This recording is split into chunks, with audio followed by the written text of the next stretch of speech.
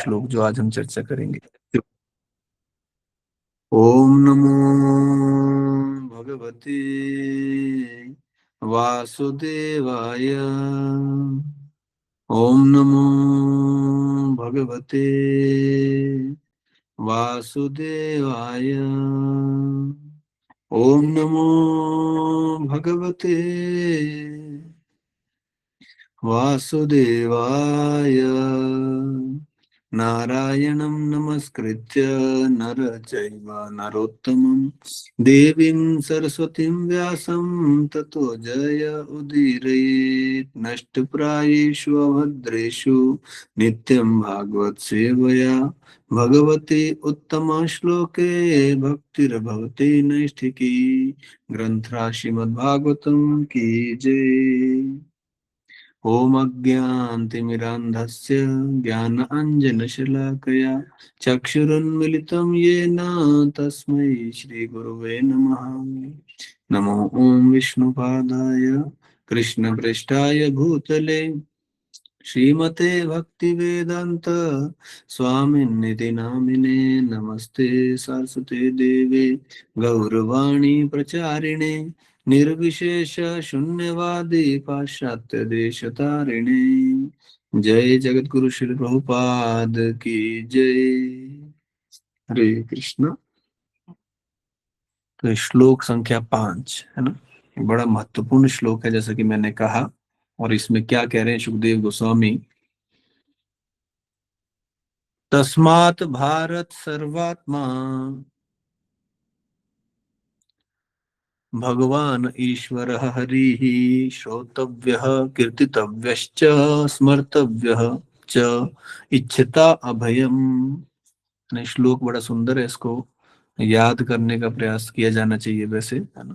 मैं फिर से पढ़ता हूँ, मुझे भी याद नहीं है पूरा। तस्मात् तस्मात् भारत सर्वात्मा भगवान ईश्वरः हरिः। तस्मात् भारत सर्वात्मा भगवान ईश्वरः हरिः श्रोतव्यः कीर्तितव्यश्च स्मर्तव्यश्च इच्छता अभयम। क्या कह रहे हैं। हे भरतवंशी, जो समस्त कष्टों से मुक्त होने का इच्छुक है उसे उन भगवान का श्रवण महिमा गायन तथा स्मरण करना चाहिए जो परमात्मा नियंता तथा समस्त कष्टों से रक्षा करने वाले हैं। तो क्या कर्तव्य है वास्तव में व्यक्ति का, जो उसको मनुष्य जीवन मिला है, जो वास्तव में अपना कल्याण चाहता है।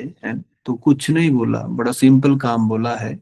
भगवान कृष्ण जो परम नियंता है, जो परमात्मा है और समस्त कष्टों से रक्षा करने वाले हैं, क्या करना है, उनका श्रवण करना है, उनका कीर्तन करना है महिमा गान, और उनका स्मरण करना है। ये तीन ही काम करने हैं जिससे व्यक्ति का पूरा पूरा कल्याण हो जाएगा।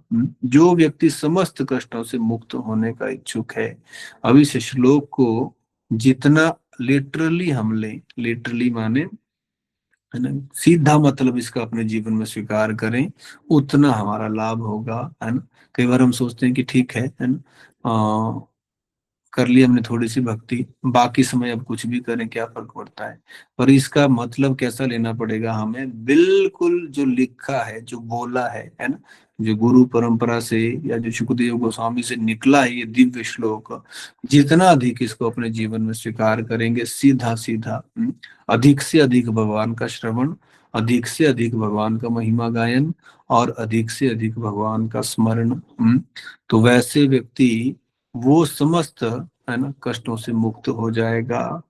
जितना अधिक ये चीज करेंगे इस श्लोक की। भगवान को क्या कहा गया यहाँ, जो परमात्मा है, नियंता है और समस्त कष्टों से रक्षा करने वाले हैं। तो भगवान कृष्ण गीता में कहते भी हैं, सर्वस्य चा अहम हृदय सन्निविष्टः, मैं सब जीवों के हृदय में परमात्मा रूप में विराजमान हूँ। और नियंता तो भगवान है ही। भगवान कहते हैं भोक्तारहम यज्ञ तपसाम सर्वलोक महेश्वरम, सब कुछ मेरे कंट्रोल में है। प्रकृति क्रियमाणानि गुण कर्माणि, सॉरी, हाँ, भगवान क्या कहते हैं कि यह भौतिक प्रकृति मेरी अध्यक्षता में कार्य करती है। ये भौतिक प्रकृति मेरी अध्यक्षता में काम करती है, तो भगवान ईश्वर है, नियंता है और समस्त कष्टों से रक्षा करने वाले हैं। श्री कृष्ण के विषय में बताया जाता है कि श्री कृष्ण के चरणों में ऐसे कई दिव्य चिन्ह हैं जिससे शरणागत भक्तों के विषय में पता लगता है ना। आपने देखे भी होंगे राधा पार्थसारथी मंदिर में, तो मेरे ख्याल से बाहर ही बने हुए भगवान के दो बड़े बड़े चरण, तो उसके ऊपर आप देखेंगे तो कई प्रकार के चिन्ह आपको दिखेंगे, है ना। एक चिन्ह दिखेगा आपको कि भगवान के चरण में छतरी बनी हुई है। तो कोई कह सकता है कि भगवान के चरणों पे छतरी क्या कर रही है, तो इस छतरी का अर्थ क्या निकाला जाता है कि इस जगत में, है ना, जब धूप लगी हो तो लोग, या बारिश लगी हो तो बचने के लिए छतरी लेते हैं, छाता।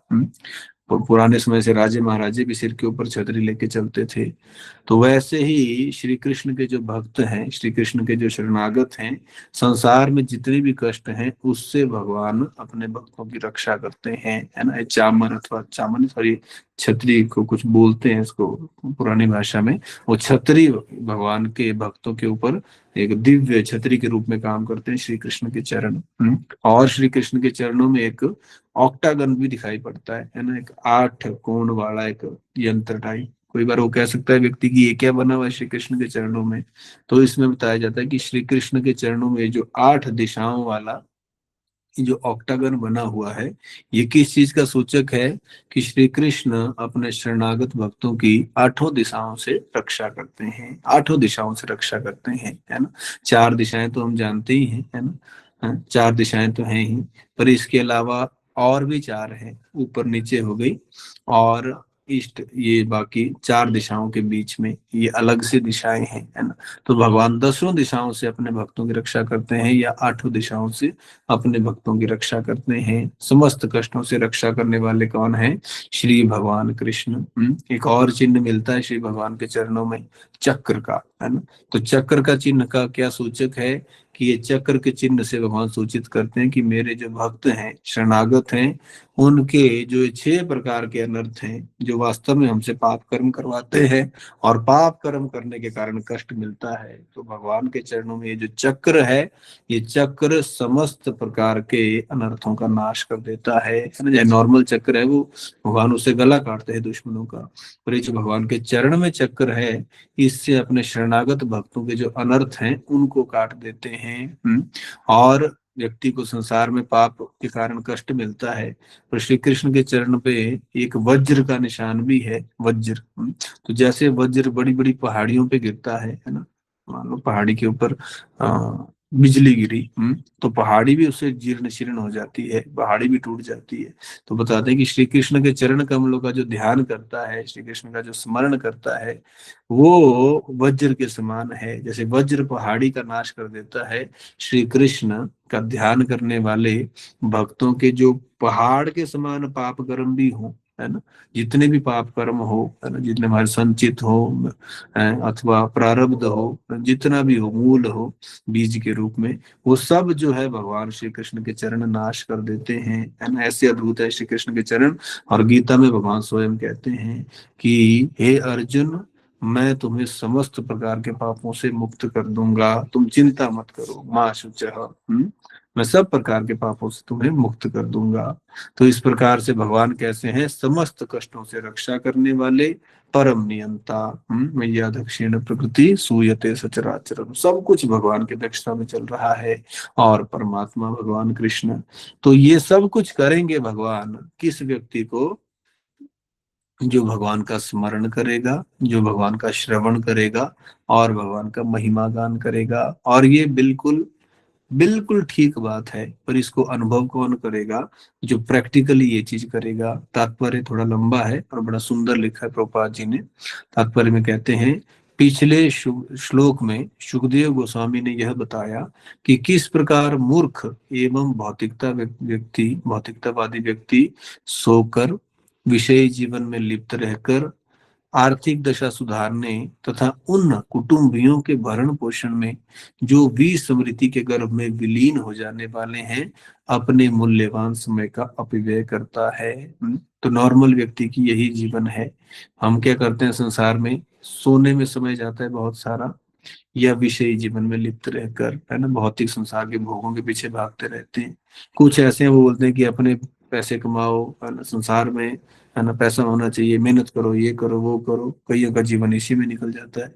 और कुछ बोलते हैं कि बस रिश्तेदार संतुष्ट हो जाएं, है ना। बहुत बार देखा जाता है कि लोगों को कहा जाता है भक्ति करो, वो कहते हैं समय कहाँ है ना, बच्चों को पालना है, बच्चों की फीस देनी है, बच्चों को नहलाना है, बच्चों को खिलाना है, घर की सफाई करनी है, तो सब चीजों के लिए समय है, पर श्री भगवान के लिए बिल्कुल समय नहीं। तो उनको ऐसा लगता है कि शायद अपने रिश्तेदारों का भरण पोषण करना वो ज्यादा महत्वपूर्ण है, यहाँ तक कि भगवान की भक्ति से भी, है ना। ऐसा व्यक्ति के मन में एक गलतफहमी रहती है। और यहाँ क्या कह रहे हैं प्रभुपाद जी, ये जो कुटुंबी हैं, ये विस्मृति के गर्भ में विलीन हो जाने वाले हैं, है ना। सब कुछ विस्मरण हो जाएगा। पिछले जन्मों का कौन कौन सा रिश्तेदार हमारा रहा है, हम में से एक भी व्यक्ति नहीं बता सकता। और ऐसी कोई बड़ी पुरानी बात नहीं। जब से हमें ये जीवन मिला है, मान लो किसी की उम्र 25 साल है, तो उससे पहले हमारे दूसरे रिश्तेदार थे। 25 साल होता ही क्या है, एक तरह से आप विचार करें, कुछ भी नहीं है समय 25 साल। तो 25-30 साल पहले जिसकी आयु मान लो 20-25 साल है, उससे पहले दूसरे हमारे रिश्तेदार थे। अब उनसे कोई भी लेना देना नहीं, कोई भी लेना देना नहीं। पहले भी हम चर्चा करते रहे हैं कि मान लो हमें ये भी पता लग जाए कि हमारे पूर्व जन्म का रिश्तेदार, हमारा अपना बेटा आजकल भूखा मर रहा है, और उसको अगर हमें पैसे देना पड़े तो हम नहीं देंगे। हम बोलेंगे पूर्व जन्म का रिश्तेदार है भाई, पूर्व जन्म में बीत गया जो बीत गया, अब इस जन्म में आके तुम बोलो कि पैसे दे दो, 5 लाख दे दो, 10 लाख दे दो, हम नहीं देंगे। बिल्कुल नहीं देंगे, चाहे हमें पूरा पता हो कि ये पूर्व जन्म का रिश्तेदार भी हो। तो ऐसे है ये संसार के रिलेशन से फ्लिकरिंग है, और व्यक्ति बिल्कुल भूल जाता है। पर वर्तमान के जो रिश्तेदारी है या कुटुंबी है, उसके लिए हम सारा समय वेस्ट करने के लिए तैयार हो जाते हैं। पर हमें करना क्या चाहिए, आगे बता रहे हैं। इन भौतिकतावादी कार्यकलापों के संलग्न रहने के कारण जीवात्मा सकाम कर्म के चक्कर में उलझा रहता है ना। सकाम कर्म माने सकाम, इच्छाओं के साथ किया गया कार्य। तो गीता में भगवान कहते ही हैं कि अगर कार्य को यज्ञ रूप में न किया जाए तो उसका फल भोगना पड़ेगा, है ना। यज्ञ रूप में न किया जाएगा तो फल भोगना पड़ेगा। तो काम तो संसार में करना है, कैसे किया जाए, उसको किया जाना चाहिए भगवान की संतुष्टि के लिए। प्रभुपा जी यही लिखेंगे, आगे समझाएंगे। और जैसा कि मैंने कहा कि ये वाला श्लोक है प्रैक्टिकली करने के लिए। सुना तो आप सभी ने मेरे ख्याल से पहले से ही होना है सारा श्लोक, हम तो यही सब तो चर्चा करते रहते हैं बार बार। पर प्रैक्टिकली हम कर कितना रहे हैं इसको, है ना। क्या हम सकाम कर्म छोड़ पा रहे हैं, क्या हम अपने कर्म भगवान की संतुष्टि के लिए कर रहे हैं, क्या हम भगवान का स्मरण, भगवान का श्रवण, ये सब कर रहे हैं, कि हम फिर से वही अपना मोबाइल में या दुनिया की गप्पे आदि में उसमें अपना सारा समय बिताते हैं, है ना। तो प्रैक्टिकली करना पड़ेगा। इन भौतिकतावादी कार्यकलापों में संलग्न रहने के कारण जीवात्मा सकाम कर्म के चक्कर में अपने को उलझा देता है। यह चक्र 84 लाख योनियों में जलचर, वनस्पति, सरीसृप, पक्षी, पशु, असभ्य मानव, और उसके बाद फिर मनुष्य रूप में जन्म मृत्यु का चक्र प्रकट होता है। जन्म मृत्यु का चक्कर है, और यही सकाम कर्म के चक्कर से छूटने का सुअवसर है, जो हम चर्चा करते रहे हैं कि हमारा सौभाग्य है कि हमें ये मिल चुका है, ये ज्ञान, है ना। ये ज्ञान हमें मिल चुका है, नहीं तो जो लिखा है ना प्रभुपाद जी ने यहाँ कि असभ्य मानव, है ना। नॉर्मली अगर किसी को ये ज्ञान नहीं है कि व्यक्ति किस प्रकार से संसार में बनता है, कर्मों का खेल कैसे चला हुआ है, सकाम कर्म का क्या घाटा है, अगर व्यक्ति ये सब ना समझ सके, है ना, 84 लाख योनियों के चक्कर को ना समझे, तो वैसा व्यक्ति असभ्य ही मानो आप। क्योंकि उसे कोई पता नहीं कि वो क्या कर रहा है, वो केवल अपनी इंद्रियों को तृप्त करने के लिए जीता है। पर जिसको ये ज्ञान मिल चुका है उसके पास सुअवसर है। सुअवसर माने बहुत सुंदर अवसर है, और विरला अवसर है। यदि कोई व्यक्ति इस विषाक्त चक्कर से मुक्त होना चाहता है, विषाक्त क्यों, क्योंकि जन्म मृत्यु जरा व्याधि बहुत बड़ा कष्ट है, तो उसे कर्मी नहीं बनना चाहिए। कर्मी यानी जो अपने कर्मों का फल चाहता है, अर्थात अपने ही अच्छे या बुरे कर्मों के फल का भोक्ता नहीं बनना चाहिए। तो फिर क्या करे व्यक्ति, उसे अपने लिए अच्छा या बुरा कोई कर्म नहीं करना चाहिए, अपितु हर वस्तु को सर्वोच्च स्वामी परमेश्वर के निमित्त करना चाहिए। कर्म करने की यही विधि भगवत गीता में 9.27 में भी संस्तुत की गई है। जिसमें भगवान के निमित्त करने का, सारे कार्य भगवान के निमित्त करने का आदेश है ना। यत करोषि यत अश्नासि यत जुहोषि ददासि यत यत तपस्यसि कौन्तेय तद कुरुष्व मद अर्पणम। भगवान कृष्ण ने स्पष्ट कहा कि सारे कर्म मेरे लिए किए जाए, है ना। प्रभुपाद जी का उदाहरण सबसे अच्छा है। प्रभुपाद जी ने क्या क्या नहीं किया, है ना। ऐसा तो नहीं है कि प्रभुपाद जी ने सब कुछ छोड़ दिया। प्रभुपाद जी तो अपने मतलब 1 महीना पहले आए थे प्रभुपाद जी बस वृंदावन वापस। उससे पहले प्रभुपाद जी पूरी दुनिया का भ्रमण करते रहे, है ना। जब वो गृहस्थ भी थे तब भी प्रभुपाद जी बैठे नहीं थे, है ना। पढ़ेंगे प्रभुपाद जी की लीलामृत, तो प्रभुपाद जी ने ना जाने कितनी बड़ी बड़ी इन्वेस्टमेंट्स की थी उस समय के हिसाब से, है ना। कम से कम प्रभुपाद जी ने बिजनेस करने के लिए कोई 5-7 बार अलग अलग इन्वेस्टमेंट्स की थी, है ना। पहले तो प्रभुपाद जी नौकरी करते थे एक बड़ी अच्छी कंपनी में, पर प्रभुपाद जी का माइंड था बिजनेस। उन्होंने विचार किया कि अपना व्यापार करूं तब मैं बहुत बड़ा व्यक्ति बनूंगा, है ना। प्रभुपाद जी की सोच बचपन से ही बड़ी थी। अब देखेंगे जैसे हम जैसे व्यक्ति सोचते हैं, अगर हम प्रचार के विषय में सोचें तो हम सोचते हैं कि भी चल क्लास शुरू करते हैं। पर प्रभुपाद जी का विचार क्या होता था, सीधा मंदिर, है ना। प्रभुपाद जी कहते हैं कि मैं छोटा नहीं सोच सकता। जब प्रभुपाद जी गौड़ी मठ में भी थे, है ना, तो उनका विचार क्या था कि जो गौड़ी मठ की मैगजीन चलती थी हार्मोनिस्ट, तो उनका विचार था कि इस मैगजीन को मैं दुनिया की सबसे बड़ी मैगजीन्स में से एक बना दूं। वो हमेशा बड़ा ही सोचते थे। अपने शिष्यों को भी जब आदेश देते थे तो बड़ा, है ना, एवरीथिंग बिग। चलो हम वैसा, हमारा तो उतनी शक्ति नहीं है, पर प्रभुपाद जी के विजन की बात हो रही है। तो कितना बड़ा करते थे, तो प्रभुपाद जी ने इतना बड़ा किया कि सीधा विदेश में प्रचार किया, है ना। हालांकि देश में भी प्रचार करने का बड़ा प्रयास किया। यहाँ भी जब वो इतने बड़े बड़े बिजनेस सेटअप कर रहे थे तो उनका ये विचार था कि इससे जो धन मिलेगा उससे मैं अपने गुरु की आज्ञा का पालन करूंगा, तब मैं विदेश जाऊंगा, तब यहाँ मंदिर खोलेंगे जो धन मिलेगा। पर भगवान कृष्ण की इच्छा कुछ और ही थी। उन्हें प्रभुपाद जी से धन तो चाहिए ही नहीं था। उन्होंने प्रभुपाद जी को बिना धन के विदेश भेजा। पर प्रभुपाद जी का विचार कितना बड़ा था, प्रभुपाद जी बेले नहीं बैठे। उन्होंने क्या किया, इतने सारे मंदिरों का निर्माण किया, है ना। श्री कृष्ण ने दिया उनको मौका, तो अपने जीवन काल में ही 108 मंदिर बना दिए, है ना। पर आसक्ति नहीं की उन्होंने एक भी मंदिर से कि मेरा है। मेरा मेरा अगर शुरू हो जाए तो वैसा व्यक्ति हो गया फिर कर्मी। कर्मी माने जो अपने लिए कर रहा है, मैं, है ना? तो मेरा है तो फिर कर्म फल भोगो उसका। तो प्रभुपाद जी ने 108 मंदिर भी बनाए, हजारों शिष्य दीक्षित भी किए। पर सारे कर्म किसके लिए किए, तो जो प्रभुपाद जी स्वयं लिख रहे हैं, यत करोषि यत अश्नासी यत जुहोषि ददासी यत, सब कुछ किसके लिए करो, श्री भगवान कृष्ण की संतुष्टि के लिए करो। इसमें भगवान को कुछ नहीं मिलने वाला एक्चुअली। हमको तो वैसे भी संसार में सब कुछ छोड़ के जाना पड़ता है, वैसे भी छोड़ के जाना पड़ता है। तो उससे पहले पहले अगर ये व्यक्ति विचार कर ले कि ये वास्तव में ही मेरा नहीं है, श्री कृष्ण का है, जो गीता में कृष्ण कहते हैं भोक्तारहम यज्ञ तपसाम सर्वलोक महेश्वरम, मैं सब लोगों का स्वामी हूँ। तो जीते जी व्यक्ति ये समझ जाए, जब तक उसके हाथ में वो चीज हो, तो उसका बड़ा भारी लाभ होता है ना। कि हे प्रभु आपका है, आपको अर्पण करता हूँ, ये शरीर आपका है, ये इंद्रियां आपकी हैं, जितना कुछ मेरे पास है सब कुछ आपका है, आपको अर्पण करता हूँ, तो व्यक्ति मुक्त हो जाएगा, भगवान का धाम प्राप्त करने का अधिकारी बनेगा। वो पहचान जाएगा स्वयं को कि मैं भोक्ता नहीं हूँ, भोक्ता परम स्वामी तो श्री कृष्ण है।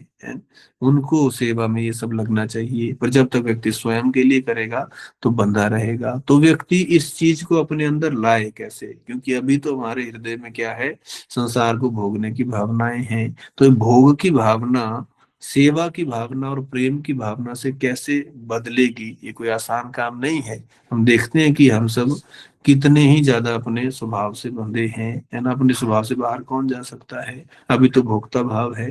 पर ये जो श्लोक है ये हमें भोक्ता भाव से मुक्त कर सकता है। भगवान श्री कृष्ण के विषय में सुनना, फिर वो महिमा गान करना, जो ठीक सुना और कुछ नहीं, है ना। जो हमें गुरु परंपरा से जो हमने सुना है आदेश, उसके अनुसार फिर महिमा गान हो, फिर व्यक्ति स्मरण तक पहुंचता है। रूपा जी बता रहे हैं आगे, अतएव सर्वप्रथम मनुष्य को भगवान के विषय में श्रवण करना चाहिए, पूरी तरह छानबीन करके। श्रवण कर लेने के बाद छानबीन करके मतलब, है ना, रूपा जी उदाहरण भी देते थे कि अगर हमने कोई सामान खरीदना हो बाजार में तो कितना केयरफुल रहते हैं हम। पर जब स्पिरिचुअलिटी की बात आती है तो हम हर किसी बात का अनुगमन नहीं कर सकते। पूरी तरह व्यक्ति को देख लेना चाहिए कि ठीक।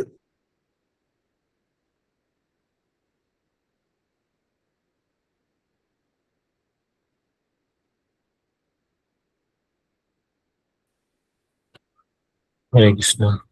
आई थिंक प्रभु जी के साइड में पावर कट हो गया है, तो हम थोड़ी देर वेट करेंगे प्रभु जी का।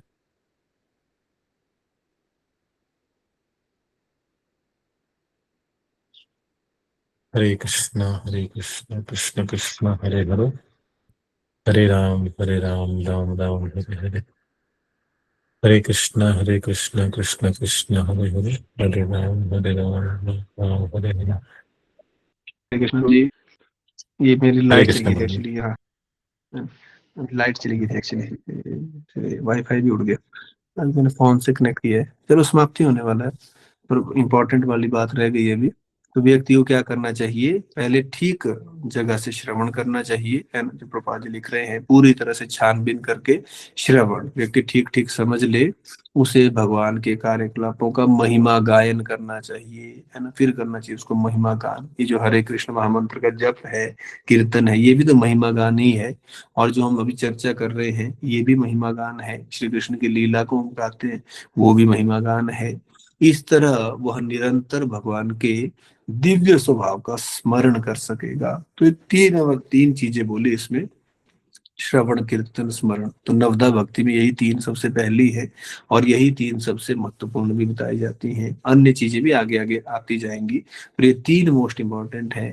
पर अगर कोई व्यक्ति को आप बोलो कि आप जी भगवान के विषय में ही बात करो, भगवान के विषय में ही सुनो, और फिर भगवान के विषय में ही सोचो, तो व्यक्ति बोलेगा क्या फालतू आइडिया दे रहा है ना?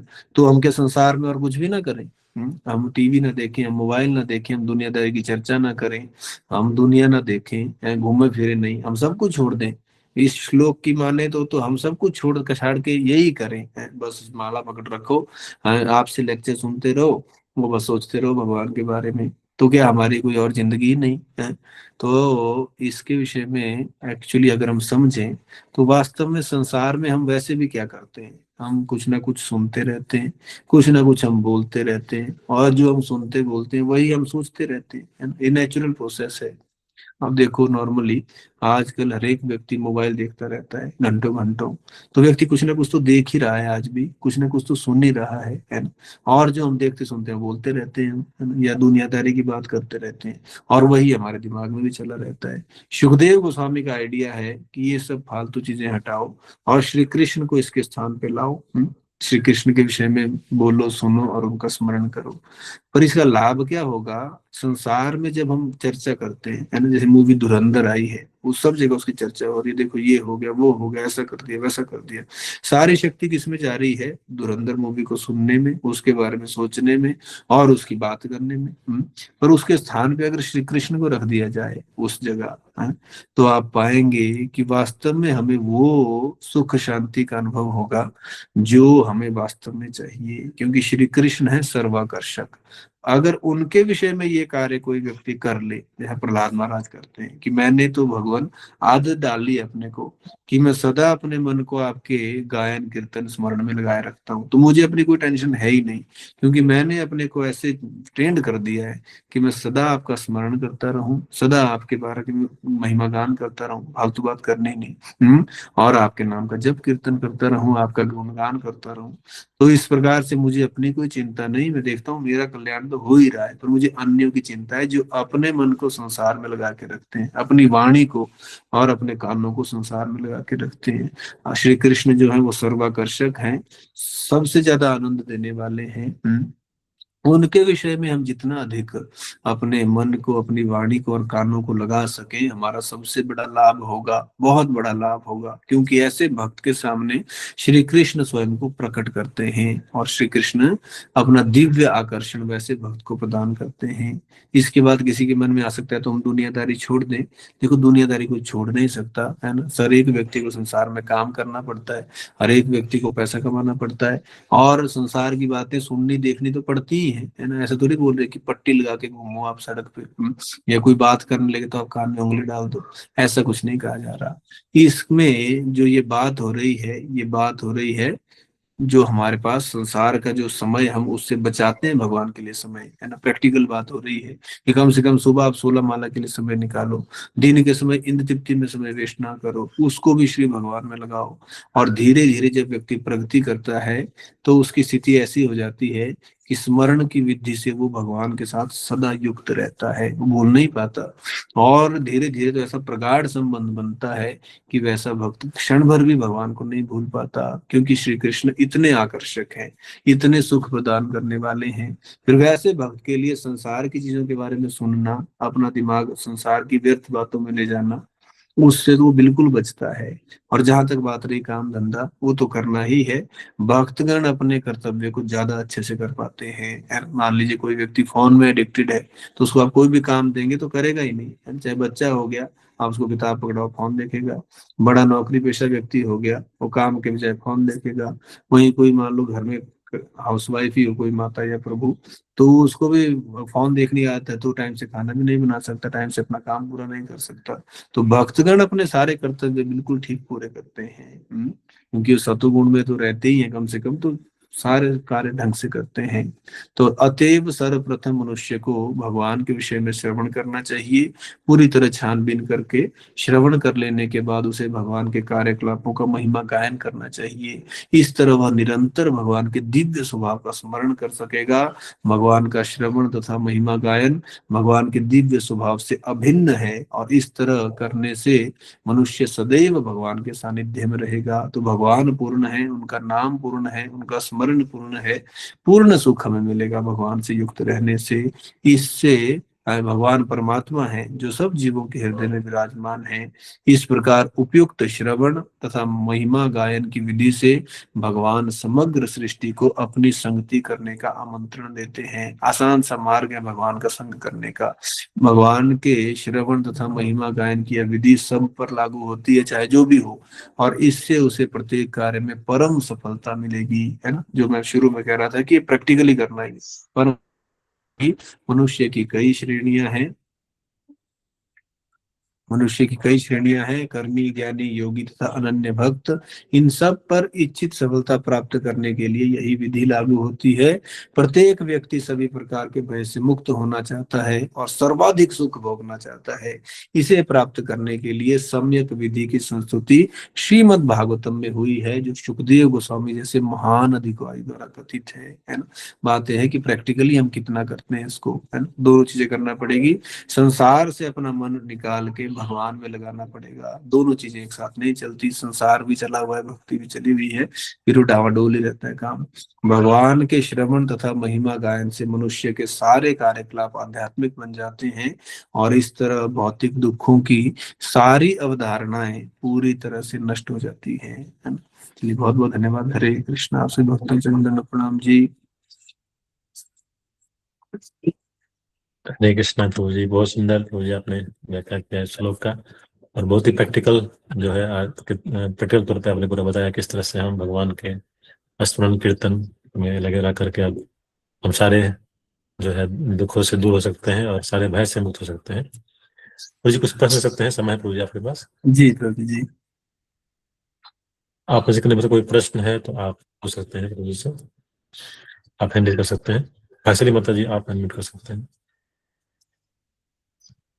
हरे कृष्ण प्रभु जी, दंडवत प्रणाम। थैंक यू सो मच प्रभु जी, बहुत सुंदर सेशन था सच में। प्रभु जी मेरा ना एक प्रश्न है कि जैसे मैं अपने ही जो माता पिता है उनको मैं देखती हूँ कि वो मतलब भगवान को बहुत अच्छे से भगवान जो हो या जो सभी एक ही कहते हैं, है ना। तो उनको वो अच्छे से मतलब करते हैं पूजा वगैरह। बट जैसे आपने बताया कि किन्हीं का ध्येय ये होता है कि मेन पर्पस ये होता है कि जो अपने रिलेटिव है या जो अपने फ्रेंड सर्कल है, अगर कुछ जैसे जब प्रोग्राम है या कुछ है तो वो संतुष्ट हो गए हैं, वो खुश हो गए हैं, तो बाकी सब लोग खुश हैं। इस तरीके से उनकी विचारधारा रहती है।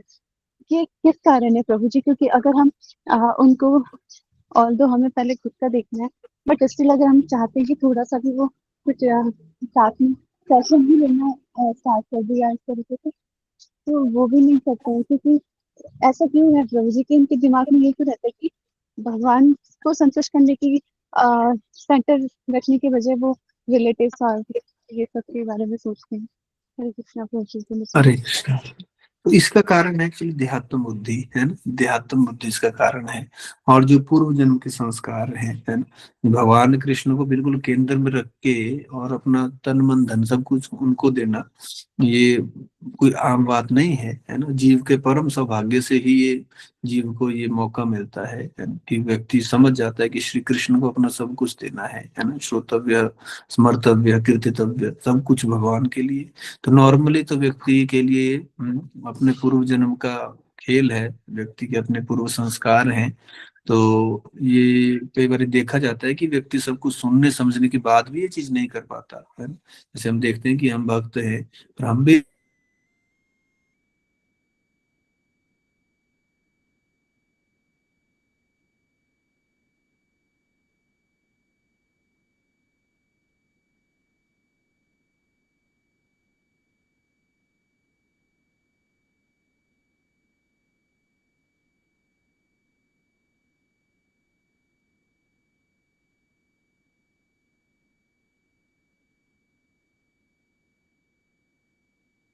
हरे कृष्णा। आई थिंक कोई कुछ नेटवर्क इशू है दूसरी साइड से, तो थोड़ा देर वेट करेंगे।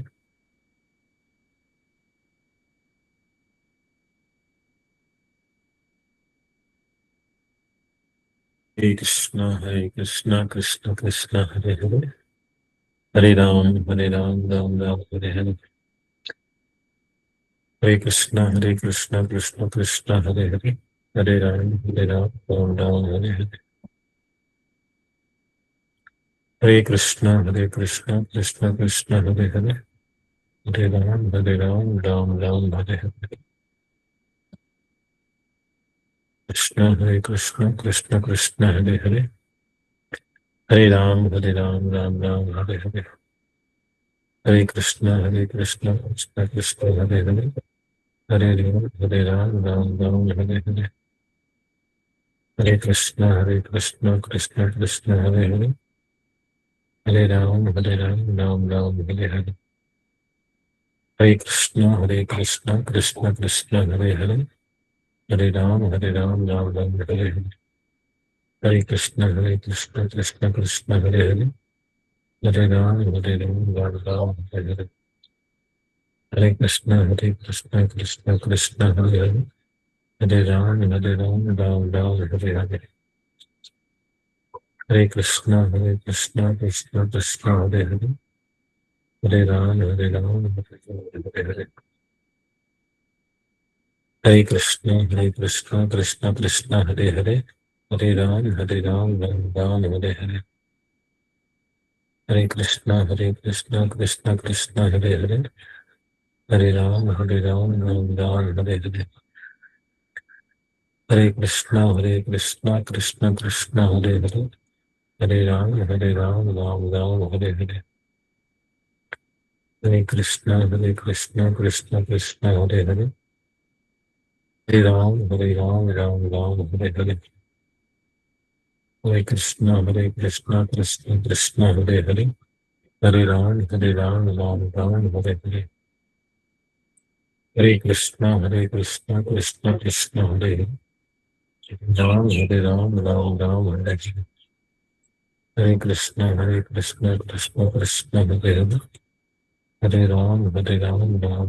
हरे हरे। हरे कृष्ण कृष्ण कृष्ण हरे हरे, हरे राम राम हरे हरे। हरे कृष्ण कृष्ण कृष्ण हरे हरे, हरे राम राम हरे हरे। हरे कृष्ण कृष्ण कृष्ण हरे हरे, हरे राम राम हरे हरे। हरे कृष्ण कृष्ण कृष्ण हरे हरे, हरे राम राम हरे हरे। हरे कृष्ण कृष्ण कृष्ण हरे हरे, हरे राम राम हरे। हरे कृष्ण कृष्ण कृष्ण हरे हरे, हरे राम राम हरे हरे। हरे कृष्ण कृष्ण कृष्ण हरे हरे, हरे राम राम हरे हरे। हरे कृष्ण कृष्ण कृष्ण हरे हरे, हरे राम राम हरे हरे। हरे कृष्ण हरे हरे, हरे राम राम हरे हरे। हरे कृष्ण कृष्ण कृष्ण हरे हरे, हरे राम हरे राम नो, शायद नेटवर्क इशू है गुरु जी के, शायद गुरु जी ज्वाइन नहीं कर पा रहे हैं।